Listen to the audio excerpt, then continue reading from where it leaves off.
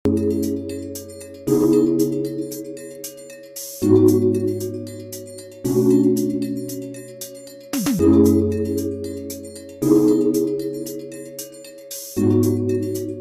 Sir, आज आपने सहारा hospital, gas agency और सिविल हॉस्पिटल यहाँ का दौरा किया, तो क्या करना चाहिए और हालात कैसे नज़र आए आपको? हालात बज़ाहिर ठीक नहीं है। मालेगांव सेंट्रल, मालेगांव आउटर अगर देखा जाए तो सेंट्रल तो किसी हद तक ठीक है, लेकिन आउटर के अंदर और मालेगांव ताल्लुके के अंदर पेशेंट बहुत ज़्यादा है। गंभीर बात यह है कि हमने मालेगांव सिविल हॉस्पिटल मालेगांव ताल्लुके के लिए रखा था और कुछ सहारा जो है वो मालेगांव सेंट्रल आउटर के लिए, मनपा हद्दी के लिए रखा था। लेकिन दूसरे ताल्लुके से जैसे मनमाड़ है, सटाना है, नामपुर है, कलवन देवड़ा है और इस तरह जलगांव चोटी है, शीरपुर, दूसरे सिटी से काफ़ी मरीज़ मालेगांव आ रहे हैं।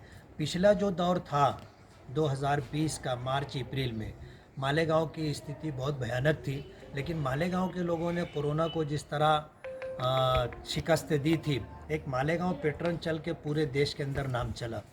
उसी आस और उम्मीद के ऊपर कुर्ब जवार के जितने मरीज़ हैं वो मालेगांव आ रहे हैं। हमने कभी अपना दरवाज़ा बंद नहीं किया। हमने पीछे भी जो है दीगर ताल्लुके के जो लोग आए उनको भी हमने जगह दी, दीगर सिटी के लोग आए, हत्ता कि इंदौर जैसे दूसरी स्टेट से लोग आए, हमने उनका भी इलाज किया, गुजरात से लोग आए। लेकिन बात क्या है कि हमारी ये इंसानियत नवाजी के साथ आज सूरत हाल ये है कि ये सारे पेशेंट जो मालेगांव इलाज के लिए आ रहे हैं वो मालेगांव के समझे जा रहे हैं। पूरे देश में ये मैसेज जा रहा है कि मालेगांव के अंदर कोरोना की ये पोजीशन है कि वहाँ इतने पेशेंट हैं और इतने लोगों की डेथ हो रही है। अब जाहिर बात है मनमाड़ का आदमी आया, सटाना का आया, शीरपुर का आया, यहाँ आने के बाद जाहिर बात है एंट्री हो गई कि भाई ये कोरोना के इतने मरीज़ हैं, उनमें अगर डेथ होती है वो दूसरे सिटी के, दूसरे ताल्लुके के लोग हैं, लेकिन वो मालेगांव में ही शुमार किए जा रहे हैं। तो मालेगांव का नाम भी ख़राब हो रहा है और दूसरी बात ये है कि हम पर बोझ बढ़ता जा रहा है। हमारे डॉक्टर्स कहो, नर्सेस कहो, वार्ड बॉयज़ कहो, इन लोगों के ऊपर बोझ बढ़ता जा रहा है और हमने अपने सिविल हॉस्पिटल का जो इंतज़ाम है और इसी तरह जो है सहारा बोलो, मनपा ने जो इंतज़ाम किया है वो नाकाफ़ी लग रहा है। हमें डर ऐसा लग रहा है कि अगर मालेगांव के अंदर पेशेंट निकलेंगे तो उनको हम कहाँ लेकर के जाएंगे अगर बेड नहीं होगा तो। इसलिए बहुत गंभीरता से हमको ये बात सोचनी पड़ेगी कि मालेगांव के लिए अगर कारपोरेशन जो इलाज कर रही है तो टैक्स से देने वाले जो लोग हैं उनको फर्स्ट उनको सुविधा मिलनी चाहिए, लेकिन ऐसा हो नहीं रहा है। यही वजह है कि थोड़ा इसको हम लोग गंभीरता से देख रहे हैं। अभी सहारा के अंदर नाकिस इंतज़ाम होने की वजह से उन्होंने जो सेंट्रल लाइन की है और उन्होंने तीसरे फ्लोर तक जो है कोविड के मरीज़ों को रखा है, तो ऑक्सीजन की जो लाइन है, जो ऑक्सीजन सिलेंडर होता है उसमें जो गैस होती है उसका प्रेशर ऊपर तक पहुंचता नहीं।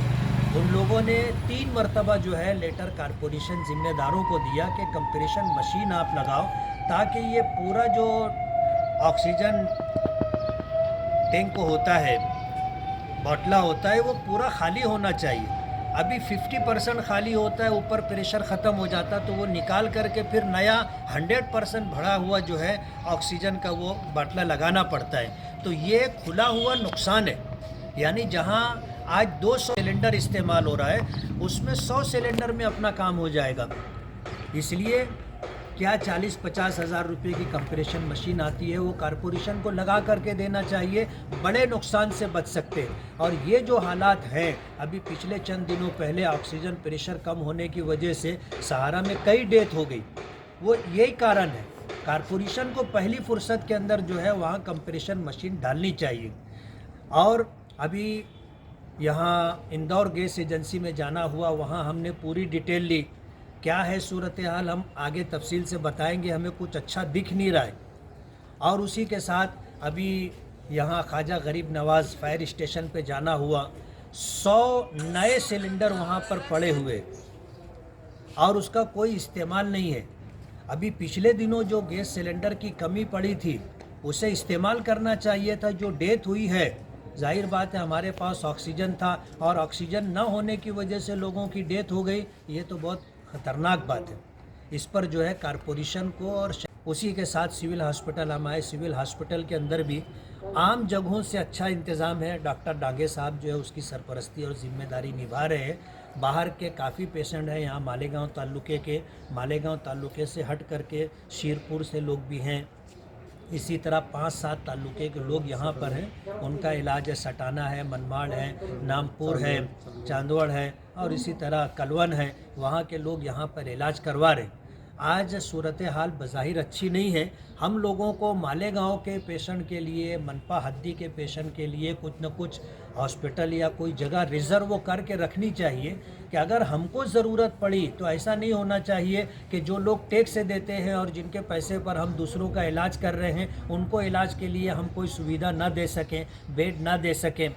पिछली महामारी के टाइम हमारे हेल्थ मिनिस्टर राजेश टोपे साहब ने मालेगांव को बड़ी अच्छी तरह उन्होंने देखा और मालेगांव की उन्होंने काफ़ी मदद की। आज अपने पास जो है 57 वेंटिलेटर हैं और यहाँ से जो है वेंटिलेटर सहारा को भी दिए गए, वेंटिलेटर जो है अपने MSG कॉलेज में भी दिए गए, यहाँ पर भी वेंटिलेटर है।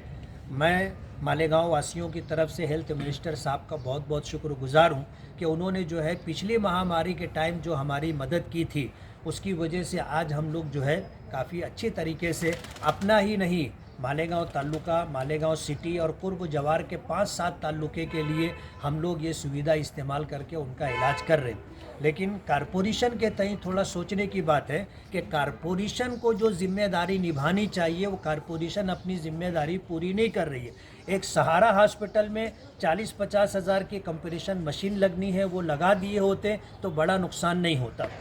इसलिए और भी कुछ बातें हैं इन हालात के अंदर, उस पर गुफ्तगू करना मुनासिब नहीं है।